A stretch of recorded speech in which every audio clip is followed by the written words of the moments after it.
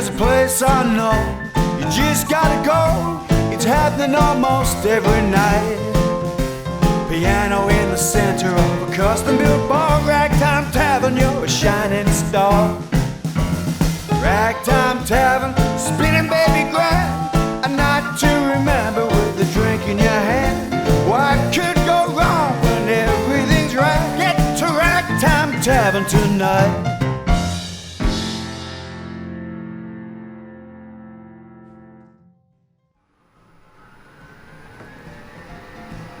Hello and welcome to Ragtime Tavern's Spinning Baby Grand initiative.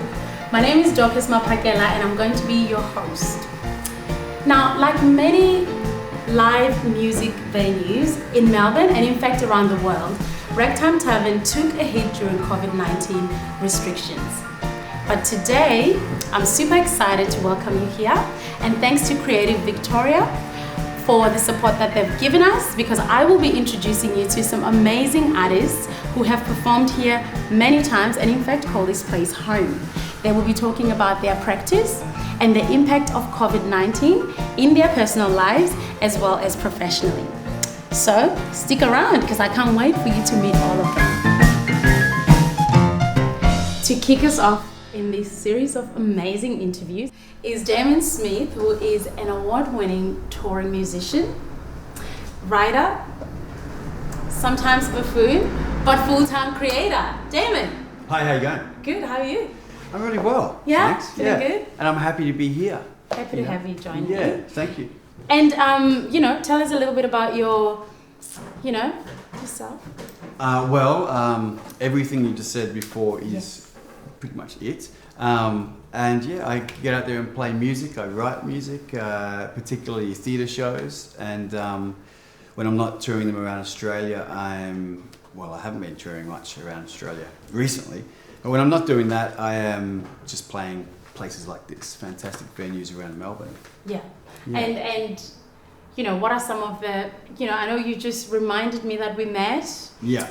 As both being award-winning people. We both met at the big awards ceremony. Yes. It was a TV thing. I It was know, fantastic. right? And you were dressed, oh my goodness, impeccably. Thank you. You can Everyone was talking about it the entire night. You know that. I know that. Yeah, it was great. I got to meet Tony Martin, which was really amazing. Nice. And I was the guy playing the piano that night, and then received an award as well. So that was good.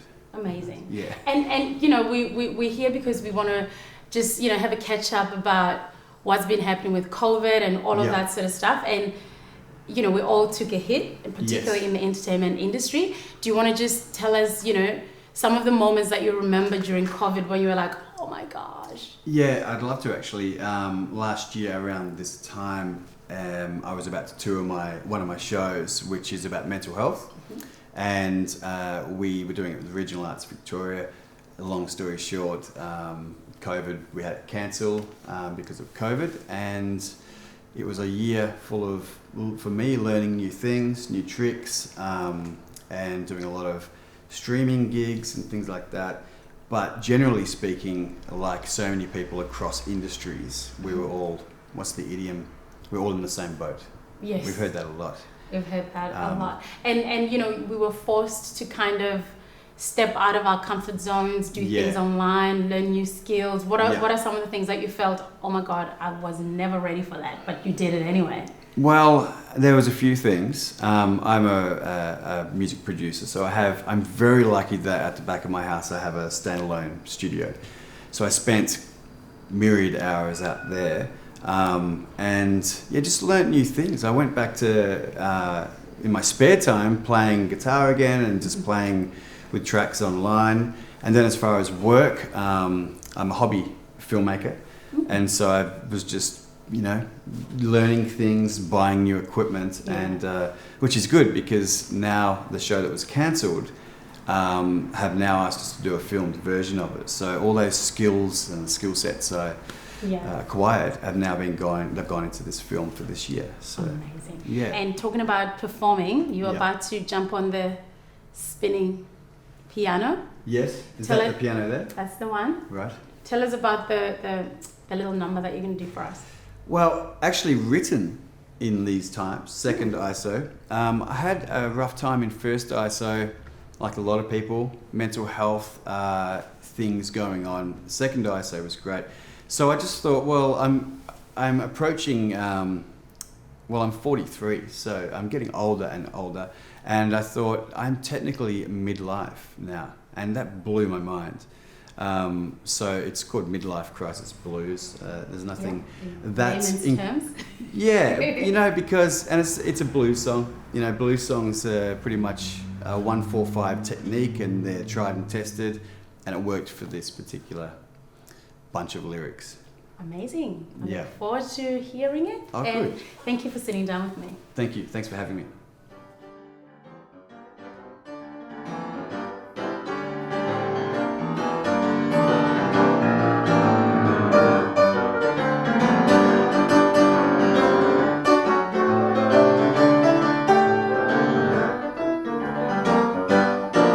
Now I'm standing around in yesterday's shoes. I got that midlife crisis blues. Better holds me down. You better holds me down. I got nothing to lose. I got the midlife crisis blues. Yeah, I'm standing here, avoid a fight. I swallow down and hold my pride. Better holds me down. Holds me down. You got nothing to lose. I got the midlife crisis blues.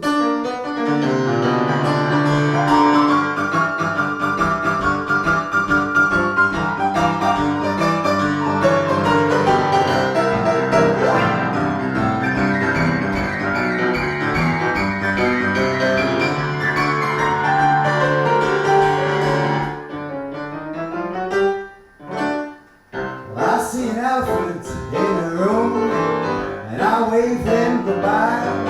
Tiptoe past the sleeping dog. I better let him lie.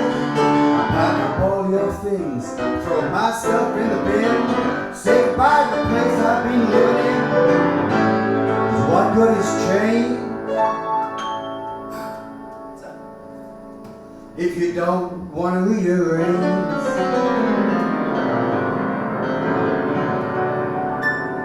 Cause I need hosing down. Yeah, I want hosing down. You got nothing to lose. Midlife crisis blues. I want my hosing down. Yeah, I need hosing down. I got nothing to lose. The midlife crisis blues.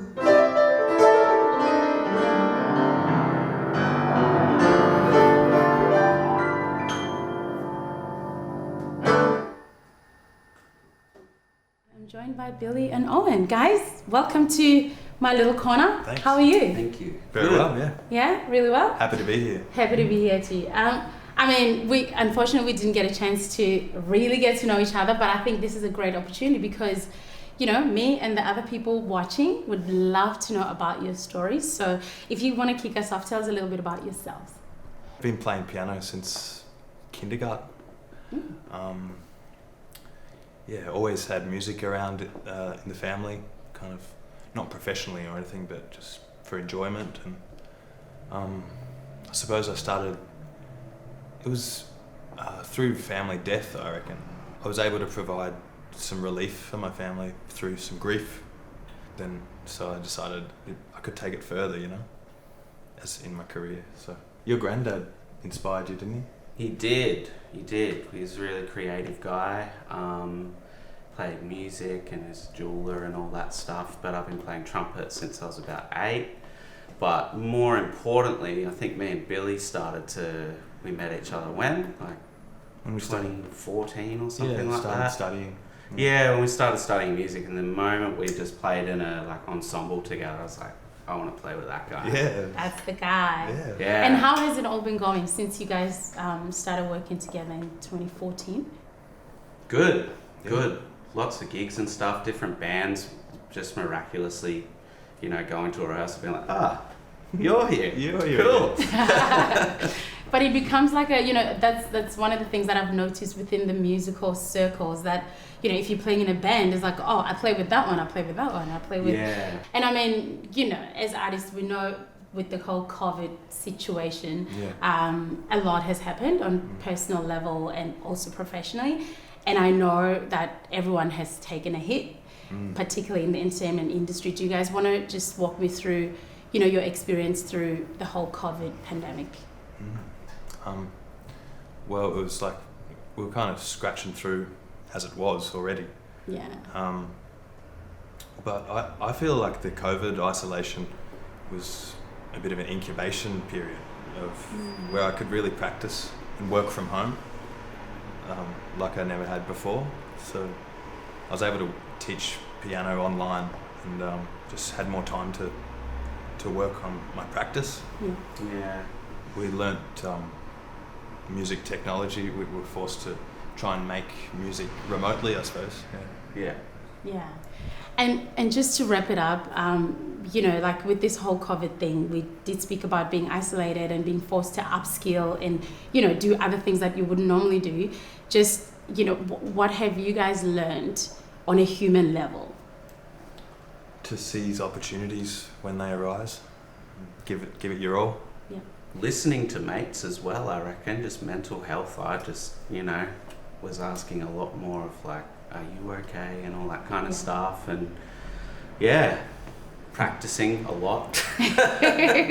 Practicing a lot. Well, talking about that, I think we are all wrapped up, but we are going to hear a little taste of what you guys do. So I'm looking forward to that. Do you want to maybe tell us a little bit about what you're going to be performing for us?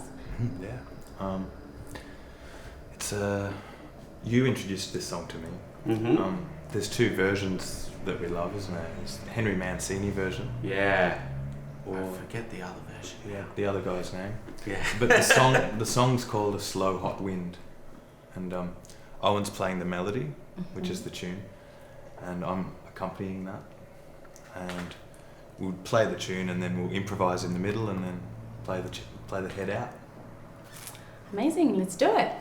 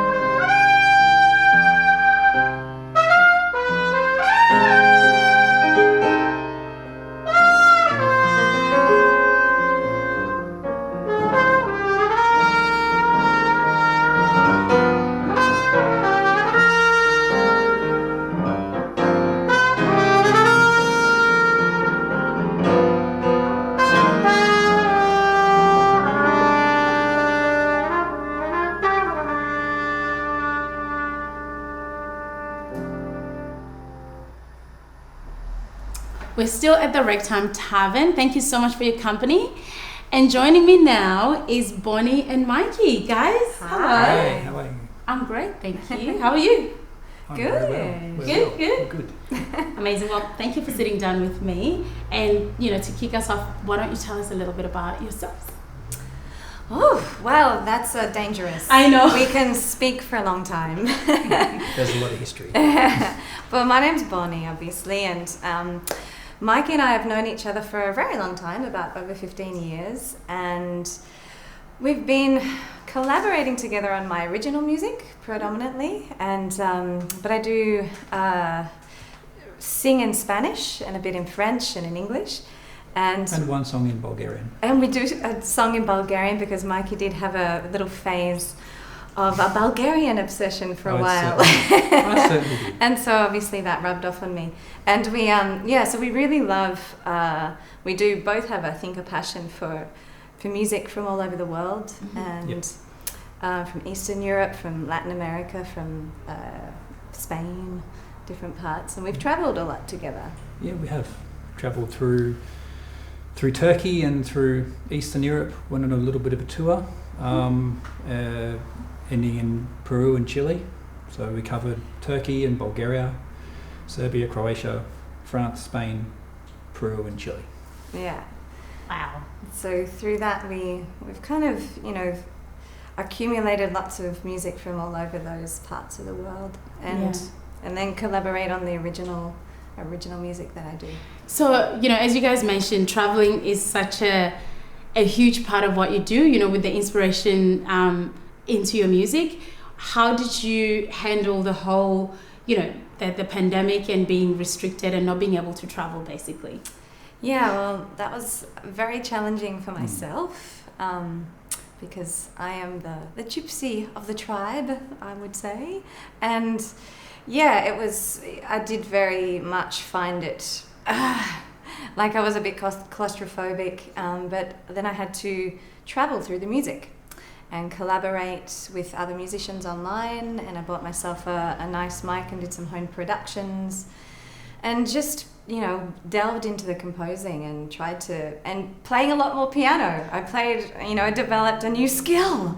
Amazing. Which was, I've been playing piano for a long time, but I think I, got more into practicing piano. Yeah.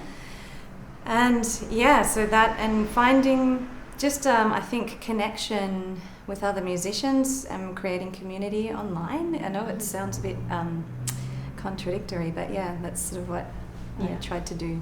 Amazing. And what about you, Mikey? Is there anything that helped you, during that whole COVID restriction time? Well, I think, as Bonnie pointed out, online collaboration was certainly very helpful. Without it, I don't think I would have been able to share much music. Being a flautist, I add and create on other people's music. I don't really compose my own music at this point in time. And also, my partner's from Latin America, so, we weren't able to travel to see her family through COVID. And so, again, the online Zoom things helped with that as well. Amazing.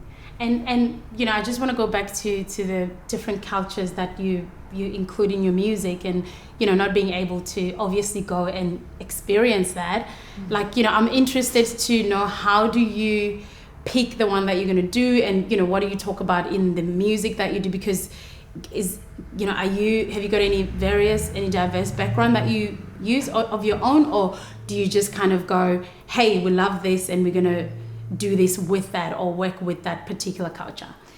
Yeah, so my own experience is that I speak Spanish, and so I traveled from a very young age and learnt to speak Spanish. And I also lived in Montreal in Canada for a long time, and I also picked up French in Canada. So these, just speaking Spanish and French, I think gave me a different dimension of delving into that kind of culture and those different styles of music. And then it became part of my internal landscape, as it were. So talking about performing and, getting out a little bit, you guys are about to do a little piece for us. Yes. Do you want to tell us a little bit about the piece? Yeah, it's. I think it's important because I'll be singing it in Spanish. It's called Pena de la Luna, which means the pain of the moon, and it just talks about, I think, a pain that takes you to the island of nostalgia, the island of non-forgetting and not forgetting you. And it's in a bit of an odd time, so meaning it's not in a very common time signature that we're all used to in Western Western music. And yeah, it's an exploration of nostalgia, and I think the inner world of I guess the pain, essentially. Yeah, we've all through. To put it lightly, not don't want to bring the mood down or anything. But it's important to acknowledge what we've just gone through. But I think to hear it through music would be amazing. So yeah, please take it away. Let's enjoy the music.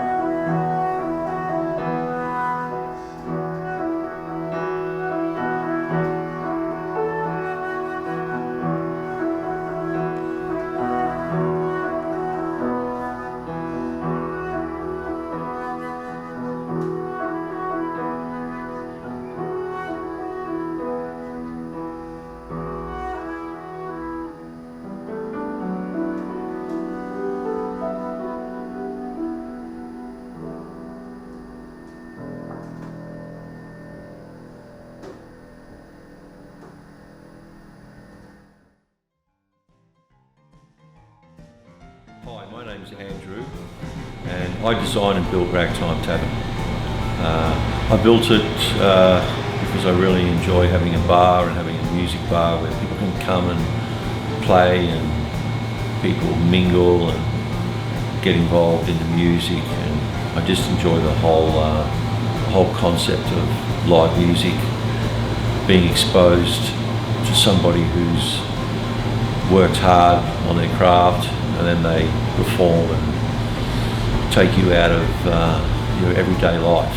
And I also built the bar because I really enjoy being part of the community that I live in, and I feel like that when you have a bar and you build a business in the local area, that you really do immerse yourself in the community, get to know people, and have a really good time. There's a place I know, you just gotta go. It's happening almost every night.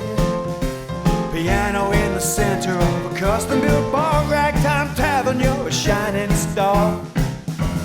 Ragtime Tavern, spinning baby grand. A night to remember with a drink in your hand.